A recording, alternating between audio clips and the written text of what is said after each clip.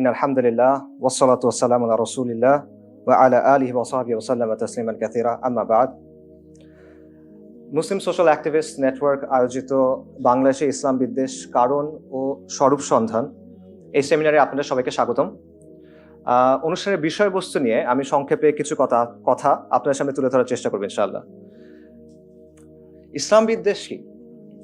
এই প্রশ্নের অনেকগুলো উত্তর আছে। অনেকভাবে ইসলাম বিদ্বেষের সংজ্ঞা দেওয়া হয়েছে এবং এই সংজ্ঞাগুলো নিয়ে বেশ কিছু বিতর্কও আছে। তো সেই বিতর্কের ভিতরে না ঢুকে আমরা সিম্পলি যেটা বলতে পারি সেটা হলো ইসলাম বিদ্বেষ হলো ইসলাম এবং মুসলিমদের বিরুদ্ধে বিদ্বেষ, প্রেজুডিস এবং শত্রুতার মনোভাব।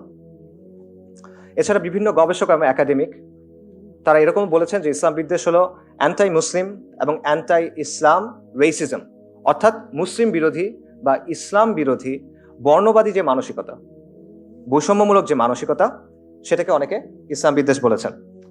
ইসলাম বিদ্বেষ বিভিন্নভাবে প্রকাশ পেতে পারে, এটা ডিফারেন্ট অ্যাসপেক্টস আছে।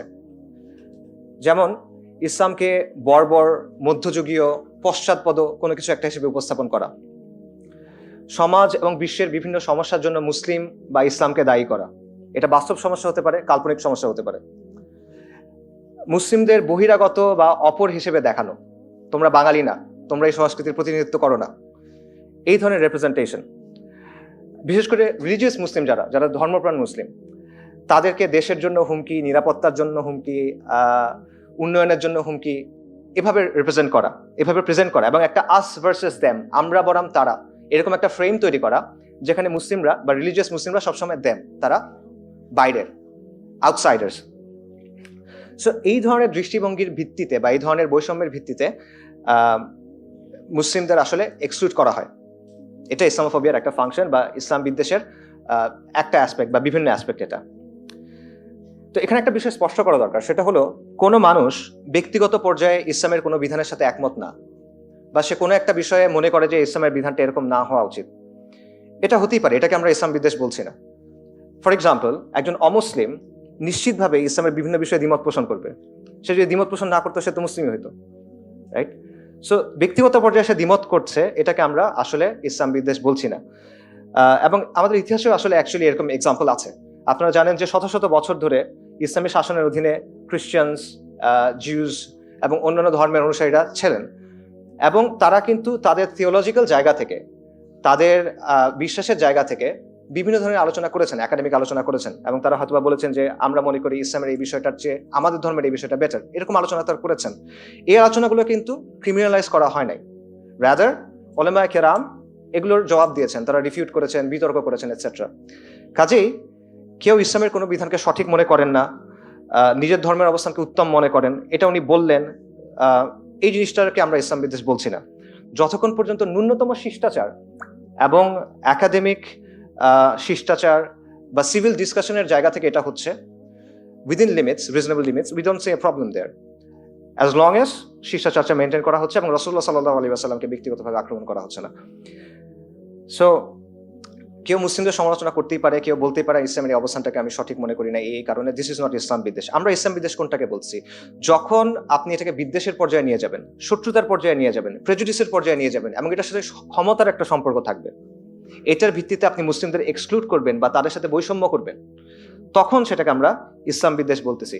যখন আমরা দেখব যে এই দৃষ্টিভঙ্গিগুলোর কারণে, যেগুলো বললাম, সমাজে মুসলিমদের সাথে বৈষম্য করা হচ্ছে এবং সমাজ ও রাষ্ট্রে একদিকে ইসলামের এক্সপ্রেশনকে কন্ট্রোল করার চেষ্টা করা হচ্ছে, অন্যদিকে ইসলামের একটা মন মতো ভার্সন তৈরি করার চেষ্টা করা হচ্ছে, নিজস্ব একটা সংস্করণ তৈরি করার চেষ্টা করা হচ্ছে, তখন আমরা সেটাকে ইসলাম বিদ্বেষ বলতেছি। আমরা মনে করি বাংলাদেশের সমাজ এবং রাষ্ট্রে ইসলাম বিদ্বেষ আছে এবং এটা কাঠামোগত ইসলাম বিদ্বেষ। কাঠামোগত বলতে আমরা বোঝাচ্ছি যে এটা শুধুমাত্র কিছু ব্যক্তি বা ব্যক্তি বিশেষের আচরণ, দৃষ্টিভঙ্গি, কথাবার্তার মধ্যে সীমাবদ্ধ না, বরং বাংলাদেশ রাষ্ট্রের বা সমাজের যে পলিসি, যে স্টেট আইডিওলজি, এখানকার আইনের প্রয়োগ, আইন প্রয়োগকারী সংস্থাগুলোর দৃষ্টিভঙ্গি, আমাদের গণমাধ্যমগুলোর দৃষ্টিভঙ্গি, আমাদের সাংস্কৃতিক অঙ্গনের অ্যাপ্রোচ, এরকম নানা দিকে ইসলাম বিদ্বেষী মনোভাব, মোটিভস, এগুলো এমবেডেড হয়ে আছে।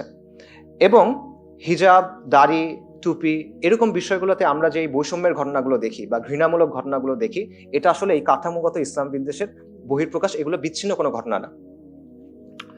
একটা প্রশ্ন অনেকেই করেন, সেটা হলো বাংলাদেশ তো একটা মুসলিম মেজরিটি কান্ট্রি, এখানে 90% বা 85% মুসলিম। তো মুসলিম মেজরিটি কান্ট্রিতে আসলে কিভাবে ইসলাম বিদ্বেষ থাকে? ইসলাম বিদ্বেষ তো আমেরিকা, ইউরোপ বা ইন্ডিয়া, যেখানে মানুষ মুসলিমরা মাইনরিটি, সেখানে থাকবে।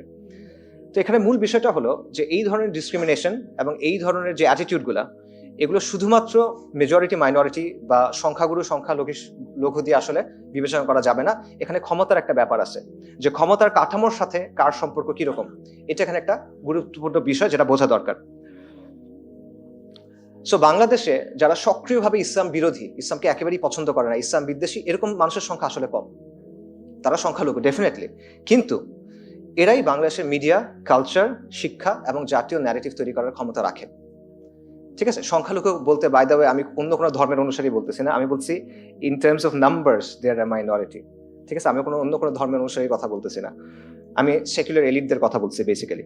আচ্ছা, তো এই যে সেকুলার এলিট আছে, এদের অবস্থাটা অনেকটা ব্রিটিশ আমলে জমিদার ছিল না, তাদের মতো। জমিদারদের সংখ্যা কিন্তু কম, চাষাদের সংখ্যা অনেক বেশি, চাষা জোলা এদের সংখ্যা অনেক বেশি, কিন্তু আলটিমেটলি কন্ট্রোল করতো কারা? জমিদাররা। ব্যাপারটা অনেকটা ওই রকম। আমাদের এখানে সামাজিক সাংস্কৃতিক কিছু জমিদার আছে এবং তারা কোনো নির্দিষ্ট রাজনৈতিক ঘরানার মধ্যে আসলে সীমাবদ্ধ না। বাংলাদেশের সামাজিক এবং রাজনীতির পুরো বয়ানটাই ইনফ্যাক্ট তারা নিয়ন্ত্রণ করে।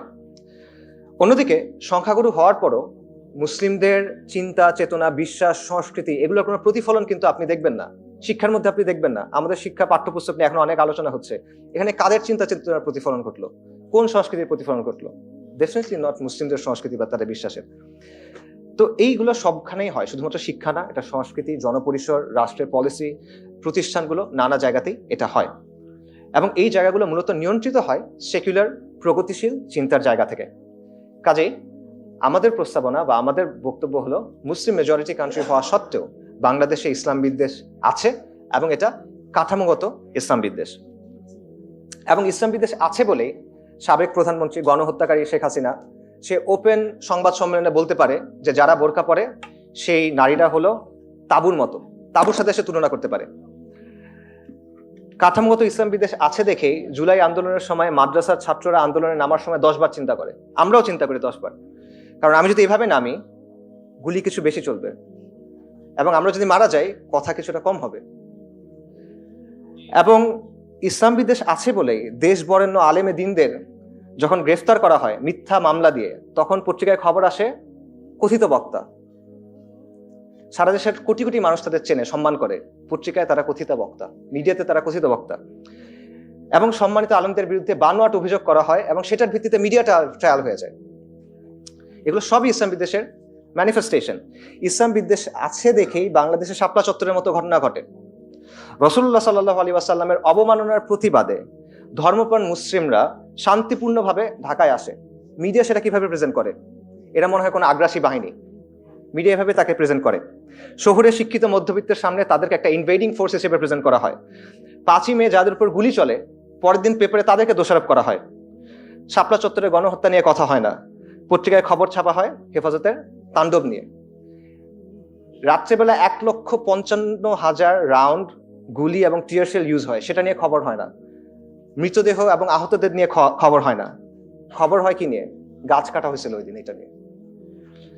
সো বাংলাদেশের সমাজ ও রাষ্ট্রের ইসলাম বিদ্বেষের এমন অনেক উদাহরণ আছে, আমাদের সামনেই আছে। এবং যদি এমন চলতে থাকে, তাহলে কাগজে কলমে দেশে 99% মানুষ মুসলিম হয়ে যেতে পারে, ইট ডাজন্ট ম্যাটার, কিছু যায় আসবে না। বরং দিন দিন সমাজে ইসলামের জায়গা আরো সংকুচিত হবে, বাড়বে ইসলাম বিদ্বেষ। এবং বাংলার মুসলিমদের দিন এবং আত্মপরিচয় যদি টিকিয়ে রাখতে হয়, তাহলে ইসলাম বিদ্বেষের মোকাবেলা করতে হবে। এবং যে কোনো সমস্যার সমাধানের প্রথম ধাপ হলো সমাধানটা স্বীকার করা, সমস্যাটাকে অ্যাকনলেজ করা, সচেতন হওয়া এবং সচেতন করা। কিন্তু আমাদের সমাজে, পাবলিক স্ফিয়ারে, জনপরিসরে এই আলোচনাগুলো অনুপস্থিত। এবং এই শূন্যস্থান পূরণে প্রয়োজন মুসলিমদের নিজস্ব উদ্যোগ এবং মুসলিমদের স্বতন্ত্র ডিসকোর্স তৈরি করা। এবং এ কারণেই মুসলিম সোশ্যাল অ্যাক্টিভিস্ট নেটওয়ার্কের পক্ষ থেকে এই সেমিনারের আয়োজন করা হয়েছে। এই সেমিনারের শিরোনামে আমরা বাংলাদেশে ইসলাম বিদ্বেষের কারণ ও স্বরূপ সন্ধান লিখেছি। আমরা প্রতিকার শব্দটা লিখিনি, এটা ইচ্ছা করে। কারণ হলো প্রতিকারের আলোচনা অনেক লম্বা, দশকের পর দশক ধরে যে জিনিসটা গড়ে উঠেছে, দশকের পর দশক ধরে যে জিনিসটা একটা দেশের, একটা রাষ্ট্রের, সমাজের কাঠামোর মধ্যে গেঁথে গেছে, সেটা আপনি একদিন ব্যাপী সেমিনারে আলোচনা করে সমাধান করে ফেলতে পারবেন না। বরং প্রতিকারের আগে আমাদের এই সমস্যার অস্তিত্ব স্বীকার করতে হবে এবং সমাজকে সচেতন করতে হবে। যে সমাজের ইসলাম বিদ্বেষের অস্তিত্ব স্বীকার করা হয় না, সেখানে প্রতিকারের আলোচনায় ঢুকে লাভ নাই। আগে আপনার এটা স্বীকার করাতে হবে মানুষকে, তারপর সামষ্টিকভাবে এই সমস্যার প্রতিকারের জন্য আপনার অ্যাপ্রোচ নিতে হবে, and it has to be multidimensional। আর এটা অনেক দীর্ঘ একটা প্রক্রিয়া এবং এটা একটা কঠিন প্রক্রিয়া। এর প্রথম ধাপ হিসেবে আমরা MSN এর পক্ষ থেকে এই আয়োজন করেছি। আমরা আশা করি ভবিষ্যতে আমরা এবং সমাজের সচেতন নাগরিক যারা আছেন, আলেম ওলামা যারা আছেন, সবাই মিলে এই বিষয়টা নিয়ে ইনশাল্লাহ আরো কাজ করবেন এবং আল্লাহ আমাদের এই উদ্যোগ কবুল করুন। আমরা নিয়তগুলো বিশুদ্ধ করে দিন এবং আমাদের সবর এবং ইস্তিকামাত দান করুন। অনুষ্ঠানের ব্যাপারে সংক্ষেপে কয়েকটা কথা বলি। অনুষ্ঠানে দুটো সেশন হবে, একটা সেশন 1টার সময় শেষ, সালাত এবং লাঞ্চের ব্রেক। পরের সেশন 2টা থেকে শুরু হবে ইনশাল্লাহ। এবং এই 2 সেশন জুড়ে বক্তারা বাংলাদেশের ইসলাম বিদ্বেষের বিভিন্ন দিক দিয়ে ইনশাল্লাহ আলোচনা করবেন এবং আশা করি এই আলোচনাগুলো আপনার জন্য উপকারী হবে। শেষ করার আগে আমাদের সম্মানিত গেস্ট যারা আসছেন, মিডিয়া থেকে যারা আসছেন, তাদের সবাইকে শুকরিয়া জানাচ্ছি ব্যস্ত শিডিউলের মধ্যেও আজকে এখানে উপস্থিত হওয়ার জন্য। এবং বিশেষভাবে আমরা যারা ভলান্টিয়ার্স আছে, আমি তাদেরকে ধন্যবাদ জানাচ্ছি, কারা গত 2 দিন ধরে খাওয়া দাওয়া না করে, না ঘুমায় কাজকর্ম করতেছে। আল্লাহ আপনারা সবাই তাদের জন্য খাস করে দোয়া করবেন ইনশাল্লাহ। জাযাকুমুল্লাহু খাইরান। ইনশাল্লাহ আমাদের আয়োজন আপনাদের ভালো লাগবে। আমি আমার বক্তব্য এখানে শেষ করছি। ইনশাল্লাহ সন্ধ্যায় আবার কথা হবে আপনাদের সাথে। আসসালামু আলাইকুম ওয়া রাহমাতুল্লাহি ওয়া বারাকাতুহু।